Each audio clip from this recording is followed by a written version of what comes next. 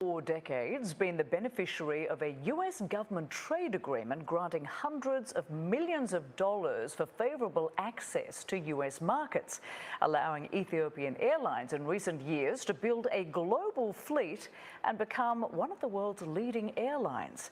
For both the U.S. and Ethiopia, this relationship matters. But for almost a year now, conflict has raged in Ethiopia's Tigray region.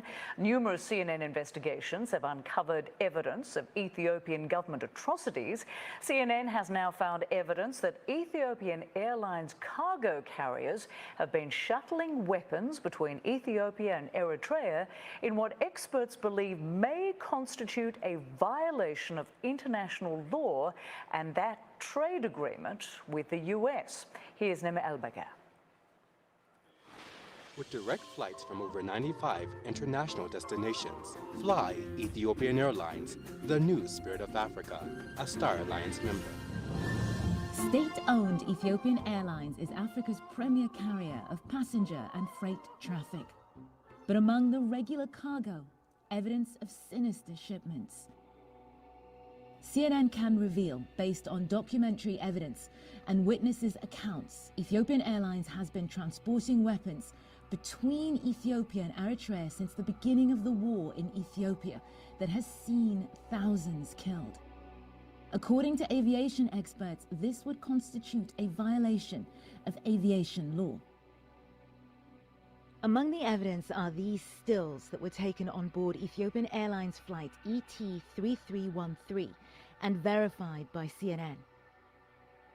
It's the middle of the night. This cargo plane is being loaded by hand, a slow and unorthodox method. But look closer. This isn't usual cargo. Inside these boxes are mortars. They are being loaded onto this civilian aircraft and transported from Eritrea to Ethiopia. Here is the cargo manifest, corroborating the day and time, November 8th, 2020. The date is significant. It's just 4 days into the conflict and months before Eritrea officially admits to being involved. Ethiopia has been at war with the Tigray regional government, the Tigray People's Liberation Front, for almost a year. Eritrea to the north has become the Ethiopian government's ally against the region of Tigray. An unusual alliance, as the countries were previously at war with each other. Now they have a common enemy, Tigray, and they are sharing weaponry. CNN, we're CNN, journalists. That's impossible. CNN has been reporting on atrocities in Ethiopia since the beginning of the year.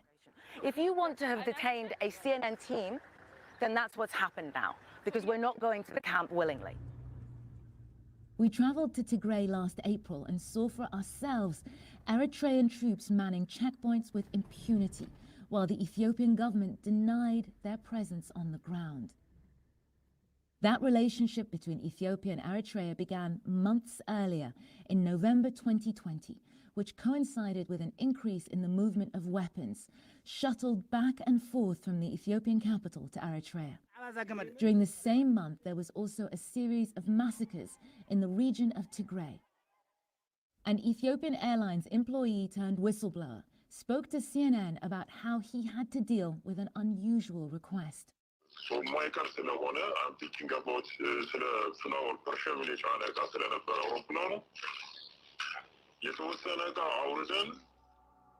In various statements, Ethiopian Airlines has always adamantly denied ferrying arms on passenger or cargo planes.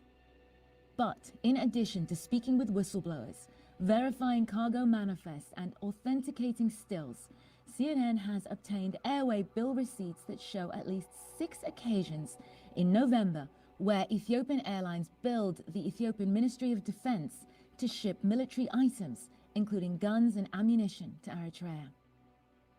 In the end, the success of Ethiopian Airlines is an important and impressive symbol of the limitless potential of the U.S.-Ethiopian partnership. I think we're unique because now, as you can see, we are in a studio atmosphere. We're not in a remote atmosphere anymore. But then how do we kind of continue to use StreamYard is pretty much every show we have has a remote guest in. So we bring our remote guests through StreamYards. We have virtual events still with all of our season ticket holders and our VIP. Ethiopian Airlines built its cargo dominance through a relationship with the US government and American aviation giant Boeing. These new CNN findings, together with previous investigations into atrocities committed by Ethiopian forces, would constitute violations of international law, according to aviation experts, and run contrary to the terms of that relationship with the US government.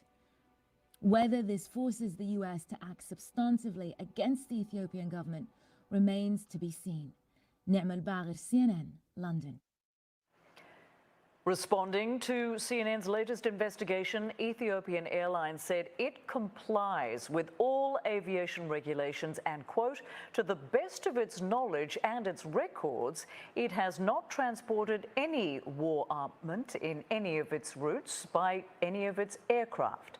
A U.S. trade spokesperson told CNN they would review eligibility for the U.S. African Growth and Opportunity Act next year, which will be based, quote, upon compliance with standards that include adherence to internationally recognized workers' rights, rule of law, and human rights.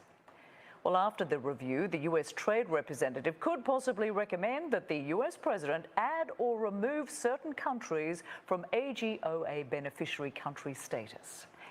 Aircraft manufacturer Boeing said they had no comment for this story, and the Ethiopian and Eritrean governments did not respond to requests for comment. Well, earlier, my colleague John Vore spoke with Mary Schiavo, CNN's transportation analyst, about these allegations, specifically about whether passengers were on the flights. We found out that both cargo and passenger planes were used in this operation.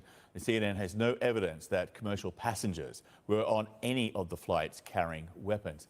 How significant is this question about whether or not they were paying passengers on board the same flights as the weapons?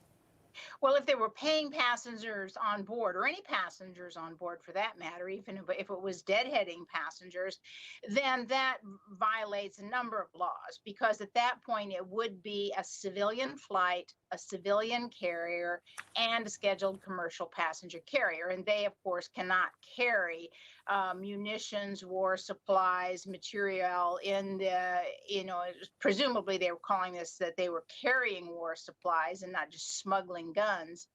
But at that point, that is clearly a violation.